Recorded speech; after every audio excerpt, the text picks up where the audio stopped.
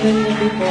Ako po si Trixie Cruz Angeles, dating kalihim ng press, ngayon nakikisa sa inyo. Maraming salamat. Pumunod na kayo, mahaba yung kwentuhan natin. Andito ako para magkwento. Matapos kong umalis sa gobyernong Marcos, mamaya na natin kwento kung bakit. Nangako ako hindi ako magsasalita. Isa kasi sa deal, baga nakipag-usap sa akin para umalis din ako or mag-resign ako. Nag-resign ako, inunahan ko sila lahat. Pero mayroon akong isang hiniling bago ako umalis. Bayaran yung mga tao ko. Kasi wala silang plano. Pinuno nila yung department ko ng mga appointees ng unang ginang. Oops, ng presidente. Oops, sorry, nadulas lang. At yung mga in-appoint ko, dahil pwede naman akong gumawa nun, ayaw nilang bayaran. Pinaglaban ko po yung mga tao ko. Magkakagulo talaga kung hindi sila babayaran. Pero umalis ako dahil alam ko pahihirapan kami at pahihirapan yung mga tao ko. Ang buong inaasahan ko na ganun din ang sana ang ating Pangulo, na pinaglalaban sana niya yung mga tao niya o pinaglalaban ng sambayanan. Pero tila napakalakas ng presyo. Hindi niya kaya. Nanahimik ako ng 1 taon. Pero hindi pa rin ako tinigilan. Isipin niyo, sa trabaho ko, nagtrabaho ko pagkatapos kong umalis, komentarista ako sa radyo, hinabol pa ako doon at gusto paalisin din ako doon. Malis talaga ako. Alam niyo kung bakit? Kasi 100 tao ang mawawala ng trabaho kung magpilit ako. Nawala na ng prangkisa ang SMNI noon. May mamimiligro na pati prangkisa doon sa mga pinapasukan ko, mawawalan din. Pero hindi ako nagsalita dahil doon. Nagsalita ako kasi may napansin ako. Hindi pa lumalamig, kumbaga, yung pagkaalis ko doon. Nung napansin ko, may maliit na parang petisyon na umiikot. Yung petisyon na to, pinapapirma sa mga barangay. Ito ay petisyon para baguhin yung saligang batas. Para dun sa pagbabago na yon, ang kailangan lang, ang hinihiling nila, ay ang pagboto ng pagbabago sa isang constituent assembly sa pagpupulong ay parehong sabay bumoboto ang Senado at Kongreso. Normally yan, hiwalay yan magbaboto. Hindi kasi maliwanag sa saligang batas. So ang gusto dun sa petisyon, sabay sila. So yung boto ng isang senador, pareho lang sa boto ng isang kongresista. Kung magkahiwalay, kailangan ang Senado at ang Kongreso magkasundo. Pero gusto nila isa lang. Bakit? Mas malaki yung Kongreso. Kahit anong gawin ng Senadong tumambling-tumbling sila, mananalo ang House. Pero, dahil noong una, hindi ito napansin, kami yung unang nagpahayag. Sabi ko, alam niyo ba ang ibig sabihin nito? Kasi nakalagay din doon, hindi kailangan magkasundo ang Senate President at saka ang House Speaker para manawagan ng pagbabago sa saligang batas. Pwede kahit House Speaker lang. Ano ibig sabihin? Di ba? Kalain nyo. Tahimik, nag-umpisa. Kaya lang, syempre, na-curious yung mga tao. Padala ng padala. Attorney, anong ibig sabihin nito? Ano yung pinapapirma sa amin? Tapos, nalaman ko, yung mga ibang pinapapirma, may bayad.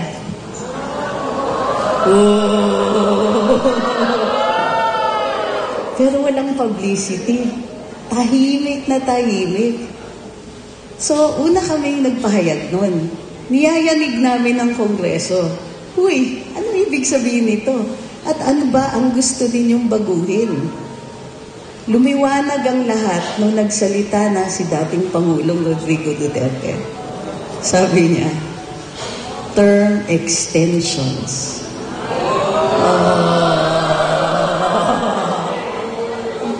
Hindi pa nakakadalawang taon, iniisip na nila na magtatagal sila sa pwesto. Matapos doon, sabi ko, naku, pasensya na yung mga pinangakuan ko. Hindi na pwedeng tumahimik. Diba? Kasi, isipin nyo, sinisikreto pa sana nila yun. Kapag lumusot yun, hindi, kahit si Martin Romualdez lang magpatawag, at kahit kongreso lang ang dumating, pwede niyang diktahin kung anong ibabago sa saligang batas. Pwede niyang mag-i-extend ang termino ng mga kongresista. Pwedeng imbis na 3 taon, 10. Sinong tututol? Tayo ba? Kahit bumoto tayo sa referendum, hawak naman nila yung COMELEC. Naglulukuhan ba tayo na magiging fair yun? Bukod pa dyan. Kakayanig namin ito, sabi ni former President, bakit yan ang iniisip ninyo? So tinignan namin. Sa tinagal-tagal na nakaupo si Bongbong Marcos, ni minsan hindi bumaba ang presyo ng pagkain. Pataas ng pataas ng pataas. Halos buwan-buwan, recently, panay ang pangako ni Martin Romualdez, sa June bababa ang presyo ng bigas. Magiging, ano na ba yung una? 49 pesos na, 42 pesos na lang yan. Nax, ha? Kasi sa ngayon, 58. Uy, 42 pesos. Yung susunod na buwan, bababa na yan sa July. Magiging 35 pesos na lang. Ang kaloka, ha? Sige. Nakaisa pa siya. Bababa na yan sa August. Pero hindi niya binigyan na ng presyo, natuto na. Pamakailan lang, sabi, promise totoong-totoo na. Sa October daw bababa presyo ng bigas.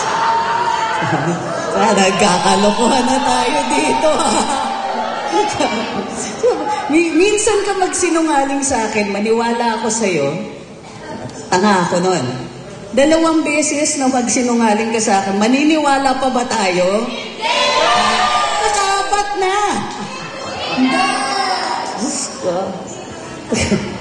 Akala mo ang babait nila nung binoto natin si Bongbong Marcos. Manloloko! Manloloko! Manloloko! Manloloko! Manloloko! Aminin nyo, sino dito nabudol? Kami! Nabudol kami! Nabudol kami! Nabudol kami! Nabudol kami! Nabudol kami! Simula nun, dinaraman na natin. People's Initiative, ang tawag nila dun sa pirma-pirma na yan. PI talaga. Okay. Lahat na lang, pag binasa ko, lahat ng ginagawa nila, napansin ko. Mukhang tungo talaga sa pagbabago ng saligang batas.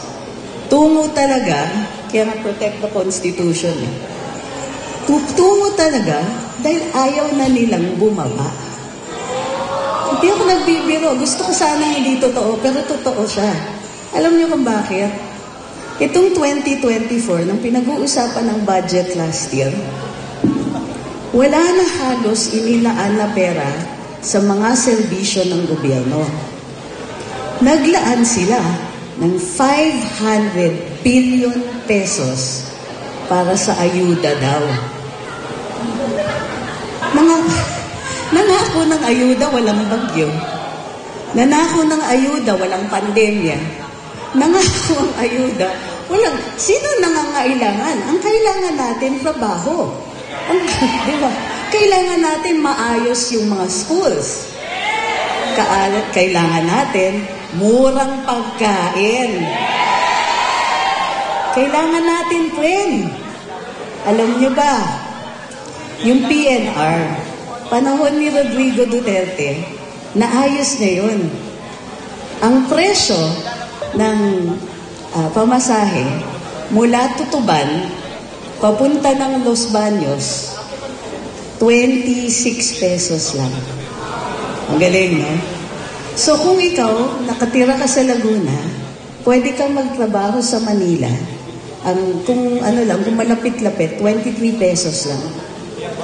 So ang trend, para sa mahihirap, ano ang unang pinatigil ni Bongbong Marcos na transportation? Yung trend. PNR. Sabi kailangan daw gawin yung North-South Railway. At hindi daw magagawa yon kung hindi papatayin yung PNR. Tinanong ko dun sa general manager ng PNR ng panahon ni Duterte at sabi niya, hindi. Hindi totoo yun. Kasi pwede naman gawin dahan-dahan yung North-South Rail na hindi naaantala ang PNR. Pero, okay lang sa kanila patayin yon. Total, mahihirap lang naman ang nakikinabang dun. Hindi naaantala yung mga mayayamang may kotse. Hindi naaantala yung may konting kaya na kaya nila mag-bus na lang. Hindi. Yung pinakamura yung pinatay nila. Dahil gusto nilang mangontrata. Pinatigil nila ang Mindanao Rail. Ang Mindanao Rail, matagal na natin pangarap yan. Matagal na po may lupa yan. Pero, anong una nilang pinatay? Hindi pa nakakaumpisa ha, pinatay na nila. Mindanao Rail. Medyo coincidence lang siguro na sa Davao yung dumadaan. Mula Tagum hanggang Bigos. O dadaan yan ng Davao City. So yan lahat. Bakit kaya, di ba? Bakit nila pinatay yun? Well, bukod sa gusto nilang i-renegotiate, alam niyo na ang ibig sabihin nun, di ba? I-renegotiate nila yung kontrata para sila yung kumita. Pero, coincidence nga lang naman na Davao yung maaantala. So sige, bakit ganun yung mga nawawala na proyekto? Pero 500 billion plus another 300 billion na unprogrammed funds. Pag-usapan natin yung unprogrammed funds. Alam nyo ba na hindi pa nagawa yun ever? Nagagamitin mo yung unprogrammed funds? Kasi bawal yun. Sabi sa saligang batas, hindi ka pwedeng magpa-budget ng pera na hindi pa nakokolekta. Ano ba yung unprogrammed funds? Yun yung hindi pa nakokolekta. Okay? Ibig sabihin, yung buwis na nakolekta natin for the year, let's say 2023, yun lang ang pwede nating gastusin for 2024. Pero ito, record-breaking 500 billion na ayuda plus 300 billion na ayuda from the unprogrammed funds, 800 billion na ginagamit di umano sa ayuda.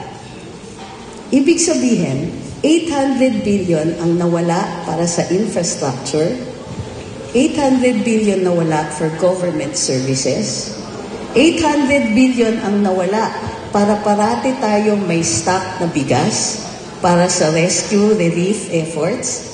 Hindi nyo ba napansin, nung last time binaha ang Metro Manila, ang tagal ng rescue, ang tagal ng relief, naghahagilap pa sila kung anong ibibigay.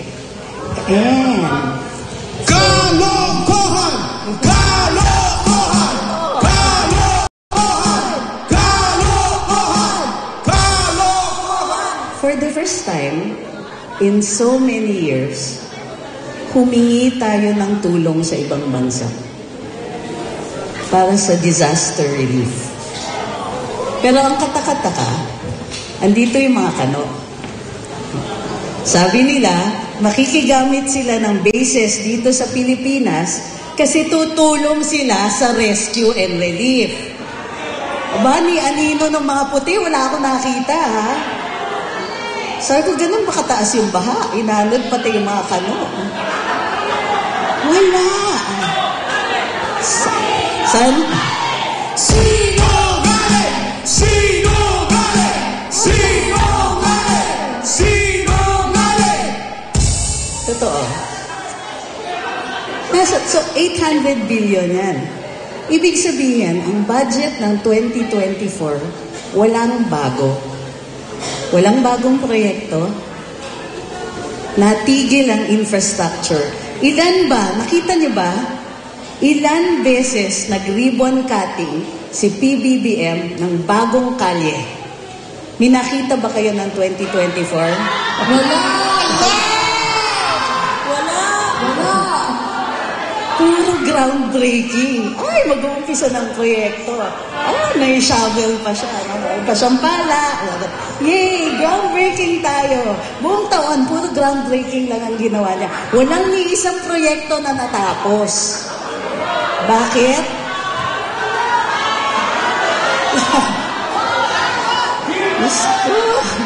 Di mo pera yan! Di mo pera yan! Di mo pera yan!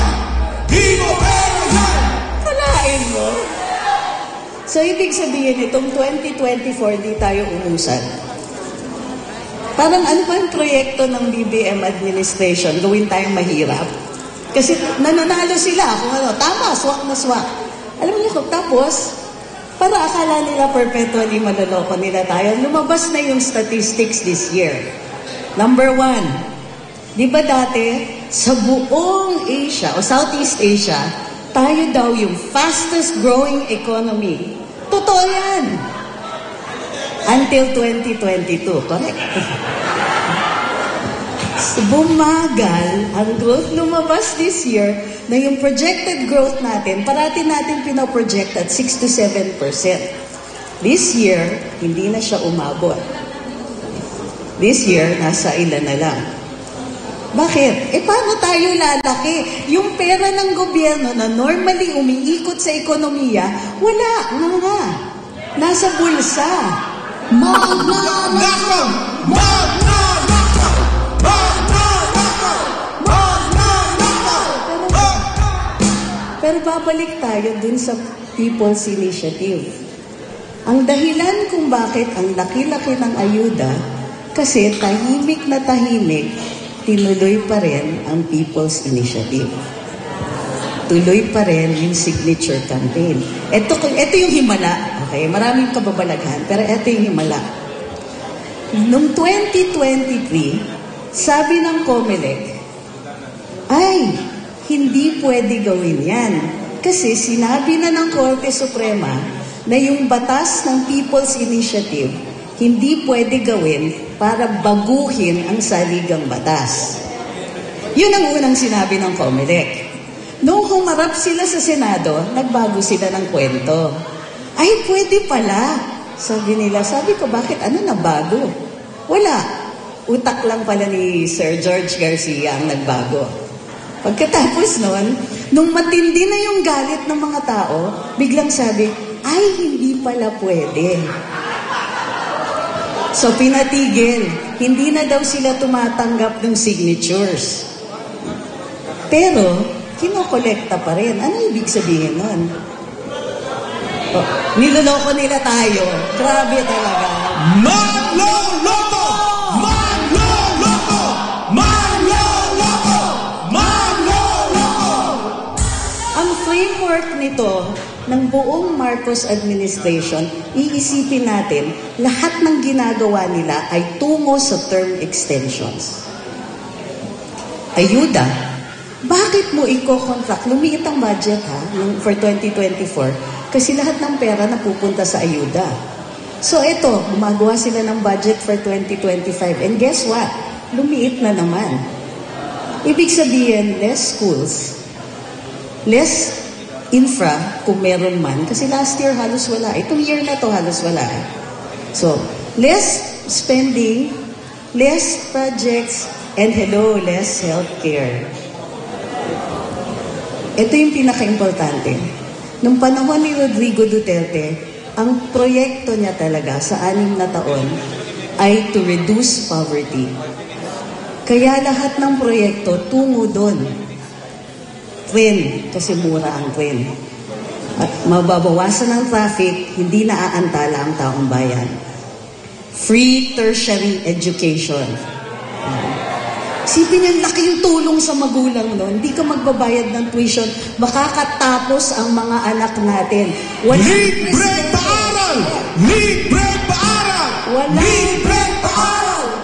Walang presidente na nangarap ng ganyang kalaki na makapagbigay ng libreng tuition sa mga mamamayan. Itong si BBM, wala na siyang kailangan i-plano, itutuloy lang niya yun. Guess what? Technically, tuloy pa rin. Pero taon-taon, nababawasan yung pera para sa free tertiary education. Halos, wala ka nang naririnig na nagsasabing, uy, nakapagtapos yung anak ko dahil sa free tertiary education. Natapos nung banda 2022, meron pa yung mga leftovers, yung mga galing kay Rodrigo Duterte. Maraming nakatapos sa ilang taon na meron ganon. Ngayon, wala. Ano pa ang tinira niya? Bigas. May RTL, Rice Tarification Law. Ang purpose ng Rice Tarification Law, lumaki yung pondo para sa mga magsasaka. Umupo si BBM bilang Department of Agrarian Reform, Department of Agriculture Secretary.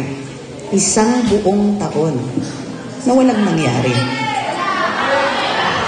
Gusto ko ang tanongin, nasan yung Rice Tarification Fund? Umabot ba sa magsasaka? Tumataginting ang katahimikan kung nasaan yun. Ayan. Sana, no? Na ibasura na natin sila sabay-sabay. Pero, bakit ang daming graph? Bakit di ba kinikwento ni Ka Eric, tuloy-tuloy, lumalaki yung korupsyon. Bakit? Kasi nga, kaya namimigay ng ayuda, hindi lang para sa sa eleksyon. Namimigay sila ng ayuda, vote buying yan, para sa referendum. Yung referendum na magiging bunga ng charter change. Lahat ng ginagawa nila ay tungo doon. Niluloko lang nila tayo kasi biyahe ng biyahe yung presidente. Nangangako na foreign investments.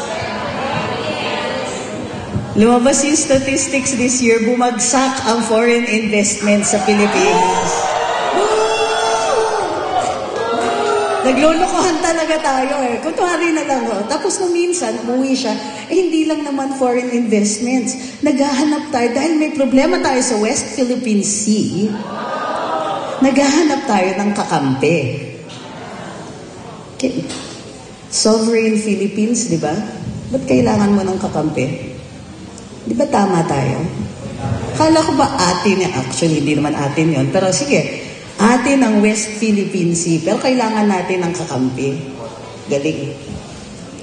So, habang tumatagal, nakikita nyo na pasama ng pasama yung mga desisyon. So, okay, lumabas ang video. Ha! Ngayon maliwanag na kung bakit ganun yung mga desisyon niya. Adiktatura! Adiktatura! Adiktatura! Adiktatura! Adiktatura! Ngayon, ang pinaka-strategiya nila, okay, bistado na, di ba? Authenticated. Pero bago talaga lumabas yung authentication na yon, siniraan na. Hindi pa nila na-examine. Aba, humihirit na. Sino yan? DND. Fake daw yan, fake. AI. Tagal nilang pinractice yun, huwag ka mag-alala. So, kasi nung a few months before, may lumabas na sabi nila na nagsasalita daw si Pangulong Marcos at ino-order ang AFP na umatake sa West Philippine Sea. Sabi ko, bakit lumabas na kagad sa mga pahayagan, sabi nila viral, viral daw. Viral? Eh kahit tayo. Sabi ko, what video? So later on, nag-produce sila ng video. Pinagtawanan ng mga tech people. Kasi sabi nila, AI daw yon, high-tech daw yon. Sabi ni Art Samaniego, na tech editor ng Manila Bulletin, actually, low-tech yan. Hindi yan AI. May pinagtagpi-tagpi sila. Pinagtagpi-tagpi nila yung mga audio recordings ni Pangulo, yung one sentence here, 2 words there, tapos ginawa nilang buo. So, splicing. Hindi AI. Spliced. Pero, ang excuse nila, sabi nila, hala, may mga masasamang elemento dyan na gumagawa. Sino kaya yon?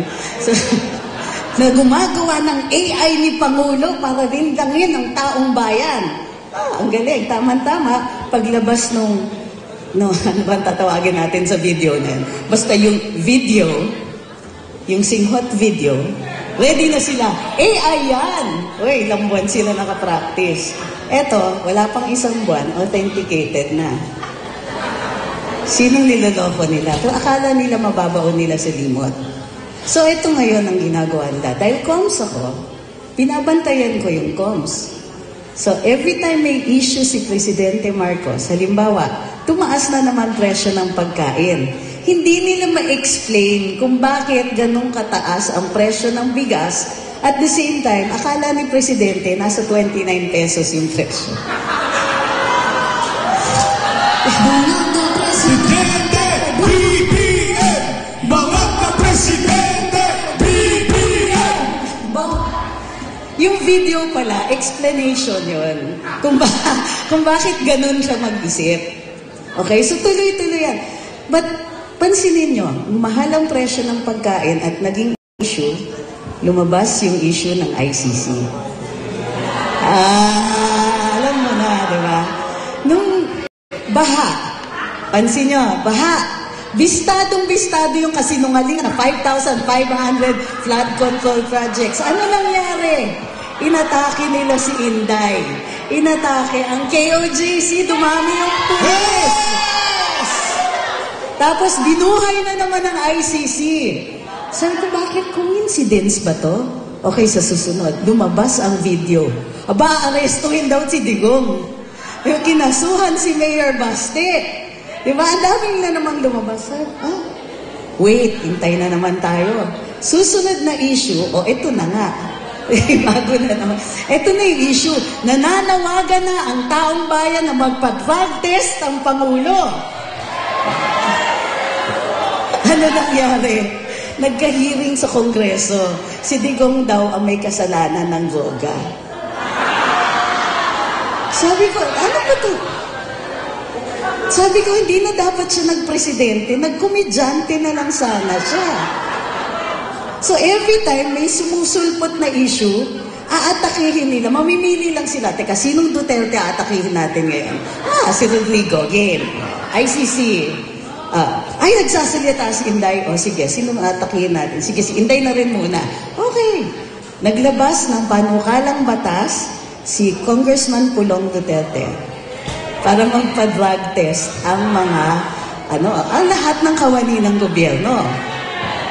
Pero, alinsunod sa Supreme Court ruling noong 2008, kapag kandidato, voluntary. Aba, ganadong-ganado yung mga kongresista nag-press conference. Sabi nila, ay, unconstitutional yan, sabi ng Supreme Court, hindi yan pwede. Mali, di sila nagbasa. Posible na may mga video din sila, di ba? Kasi, sabi nila, unconstitutional. Sabi ko, teka, hindi nyo binasa, no? Yung Supreme Court ruling. Ang sabi, unconstitutional lang kung i-require sa mga kandidato. Hindi sa mga nakaupo. Hindi sa mga... Kasi regularly ginagawa yan. Ang puntirya ni Kong Duterte, ginagawa natin sa AFP. Mayat-maya, ang mga sundalo at mga opisyal natin, random blood testing 4 times a year. Bakit exempt ang mga kongresista? Bakit, feeling exempt lahat ng ibang matataas ang pwesto? Ako nga, tinanong ko nung inappoint ako, health check, sabi ko lahat na lang. Baka kung ano na lang ang makita nila. Kinabahan ako kasi grabe yung physical exam. O di sige, sabi, kaya mo pala. Ibig sabihin, kaya ini-health check, tinitignan nila, baka kasi hindi ka magtagal sa sama ng loob. So, yun na nga yung nangyari. Sila yung masama ang loob sa akin. May isang masama ang loob sa akin, hindi niya natiis. So anyway, so tuloy, bakit ganon? Yung drug test, for others lang. So, lumabas na naman yung panawagan ng drug test. Ngayon naman kakakinasuhan si Congressman Duterte, si Man Scarpio, Attorney Man Scarpio. Sinama pa nila si dating VOC Commissioner ni Canor File doon. Sabi ko, kliyente ko yan. Sabi ko, Nick, damay-damay na tayo dito. Kasi tuwing nagkaka-issue yung presidente, naghahanap siya, teka, sino kakasuhan natin? Tapos walang kinalaman. Parang parating walang kasalanan ng presidente. Tapos lahat ng mga Duterte at kaming mga nadamay, lahat tayo mga siraulo, mga magnanakaw, dapat may mga nakabantay na pulis parati sa labas, ganon, nakamahabang armas, nakatakip ang muka. Sabi ko, wala ba sa amin? Parang nale-left out na ako. Bakit KOJC lang? Sa amin, binabalahura lang kami. So ito po yung isang phenomenon. Itong administrasyon na to, nag-hire ng trolls. Akalain mo? Dati, ang nagtatanggol sa mga presidente, panahon ni Duterte, Harry Roque.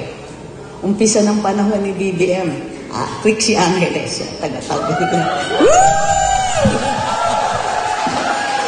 Wala na ako, ang taga-tanggol ng presidente, trolls. Nakakahiya. Pero, ibig sabihin yan, hindi kaya ng mga tao ni Pangulong Marcos pagtanggol siya. Kung talagang naniniwala ka dun sa tao, naninilbihan ka sa gobyerno niya, ang dali pagtanggol. Tingnan niyo si Rudy Duterte. Ordinaryong mamamayan, tatayo pagdadaban siya. Gabinete niya, parating nakikiisa, lahat yan. Sabay-sabay pa. Hindi magagaling lahat. Pero sabay-sabay, nakikita niya may puso, pinagtatanggol siya. BBM administration, trolls. Walang muka. Balahura magsalita. Fake news. Fake names. Hindi tao. Yan ang nagtatanggol sa presidenteng ito. Di ba ang lungkot na? Layo na natinakbay natin. Pero bakit okay lang sa kanila? Dinidedman nila yung issue ng droga, di nila pinapansin tumataas presyo ng bigas. Kunwari na lang tumutulong sila, namimigay-migay sila ng konti, barya-barya, aanhin nila yung pera. Charter change. Ibig sabihin, hindi enough yung 6 na taon na maninilbihan si Bongbong Marcos. Inggit naman sila sa tatay ni BBM, naka-20 na taon yun. Yun talaga. Sana nga nakakatawa Pwede natin lang silang balahurain, tawanan na lang nila. Pero hindi Kasi kinakabahan ako. Nagkaroon na ako ng apo So kabado ako. Okay lang nga dito, tiisin natin. Basta hindi sila magtatagal. Pero kaya pa ba natin isipin kung anong gagawin nila sa mga anak natin? Anong gagawin nila sa mga apo? Diba? Mai-imagine mo ba ang isang President Martin Romualdez? Tampalos-los! Tampalos-los! Tampalos-los! Tampalos-los! Hindi na kaya. Ito po lang pero what does it come down to? Bakit nila gusto ng term extensions? Kasi alam na natin nahalata na natin, maliwanag pa sa sikat ng araw. Hindi leader si BBM. Posible. Hindi na nga weak Hindi siya talaga leader. Magaling siyang sumunod sa misis niya.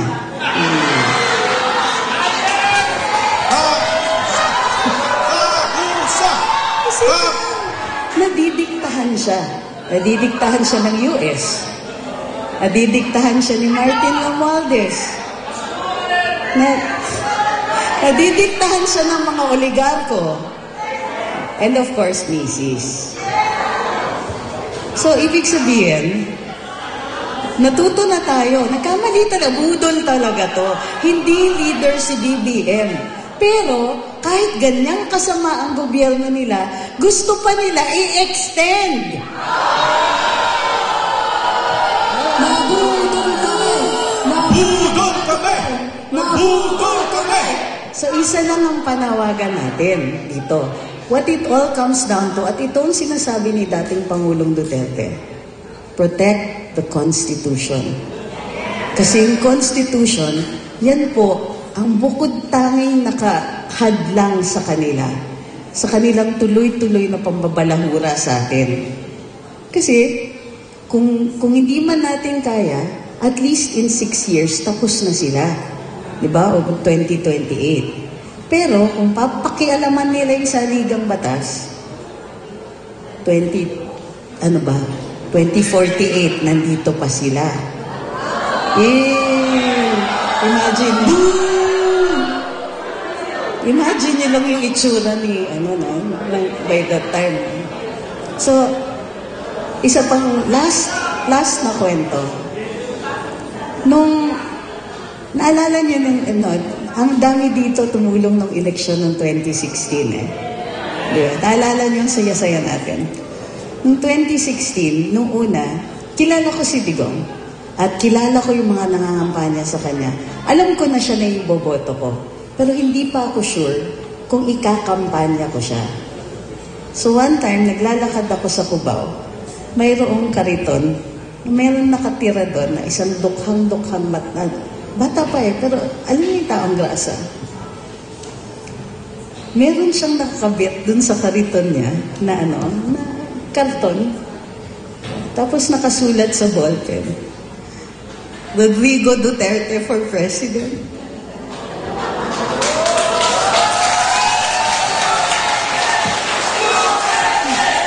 Duterte!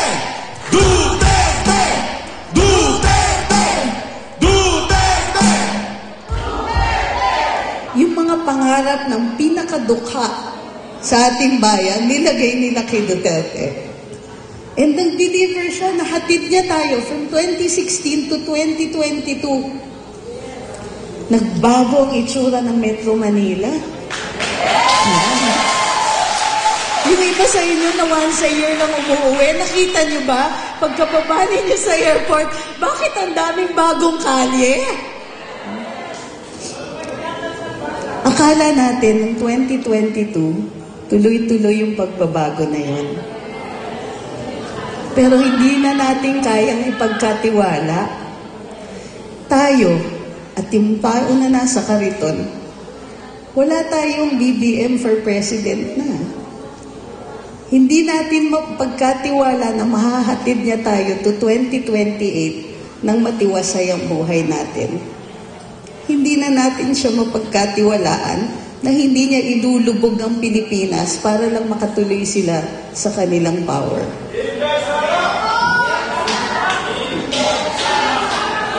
Ang pakiusap ko, correct, tama kayo Ang pakiusap ko, magsalita tayo. Nagsasalita kami. Andito si Ka Eric. Buwis buhay na yung iba sa amin. Si Attorney Harry Roque, tuloy-tuloy ang paratang sa kanya, tuloy-tuloy ang patawag sa Kongreso. Si Doc Lorraine Badoy, kasama ni Ka Eric na detain. Marami nang tumatawag sa akin. Marami na kami, hindi lang trolls.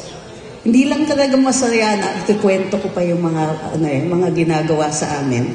Pero trust me when I say na lahat kami, buwis buhay. Maharap kami. Ginagawa namin yun. Salamat po. Ginagawa namin yun para kami na yung extreme. Sa amin na lang. Di bali na para hindi kayo yung tututukan. Pero ang hinihingi ko sa inyo, samahan nyo kami. Kami na yung mga tina-target. Kung Sama-sama! Sama-sama! Sama-sama! Kailangan namin na mag-post kayo, magsalita, at lubos-lubos ang pasasalamat ko na nandito kayo ngayon. Ang laking bagay nito. Lalaban kami. Kailangan alam namin. Kasama namin kayo. Lalaban kami! Lalaban kami! Lalaban kami! Nung aktivista akong panahon ni Gloria, hindi kasi ako naniwala na hindi niya ninakaw yung eleksyon. So, aktivista ako panahon ni Noy Noy. Yun, obvious kung bakit, di ba? So, Noy Noy, ba, ang laking, para akong nagbakasyon panahon ni Duterte. Wala kang kailangan gawin.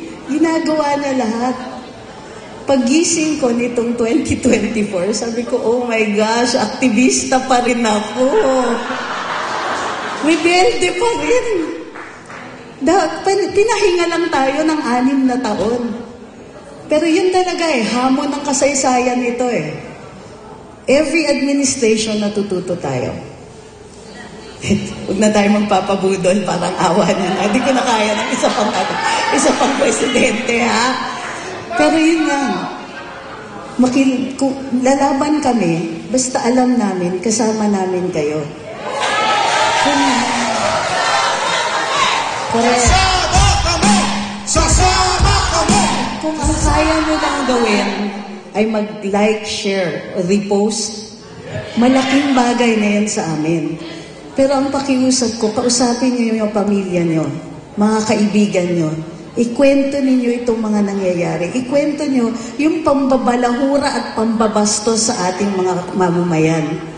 Yung mga panlulokong harap-harapan. Yung parang, di ba yung Maharlika funds? Hiningi nila kagad yung pera. Ora-orada, pagkapasa ng batas, tinransfer yung pera, 100 billion. Hawak-hawak, 2 taon na, ni isang proyekto wala. Walang portfolio, hindi nila in-invest, wala. Alam niyo yung bukod tanging achievement ng Maharlika Fund, nakagawa sila ng logo. Kadiri, di ba? Wala, hindi sila maka-announce sa akin na may IRR sila. Logo talaga! Yun lang ang nagawa nila sa 2 taon. Kaya alam nyo kailan lang nagka-board? Last year na appointing chief. This year, makukumpleto na daw nila yung appointment sa board. Uy, salamat Ang bilis. 2 taon lang. Baka gusto nyo pantagalan. So, pero kaya natin to. Alam mo, ang Pilipino, pagka mahabang pasensya, pero pag kinanti mo ng sobra-sobra, tapos sila. Nagawa na natin to. Mapasensya lang talaga tayo. Pero kausapin natin mga kamag-anak, mga kaibigan, kwento natin to. Kung pwedeng sumama sa rally, sama kayo. Kung hindi, manood kayo. Kasi may bilang din yan. Lahat ng nakikilahok, kahit nanonood lang kayo sa amin, online, bilang kayo. Pagka repost ninyo, sabihin niyo, kahit i-hashtag niyo lang, di ba? We deserve better. Kasi yun ang sabi rin, nagulat nga ako kasi sinasabi na namin matagal yun. Biglang sabi ni Inday, we Filipinos deserve better. So kahit yan lang ang sasabihin natin, at saka ako'y pa-drug test ka naman, ang laki ng mababago, makikita nila kung ganong karami tayo.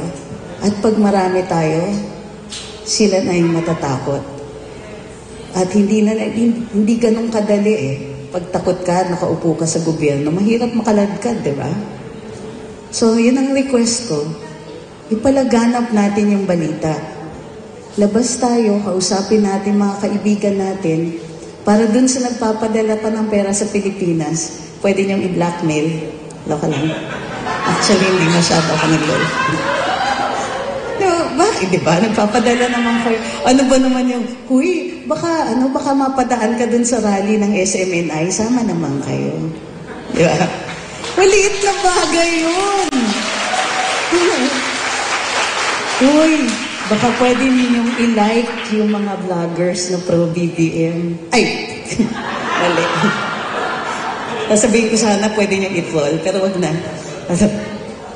I-like niyo yung mga i-share niyo yung mga sinasabi ni na Sas, ni na Maharlika.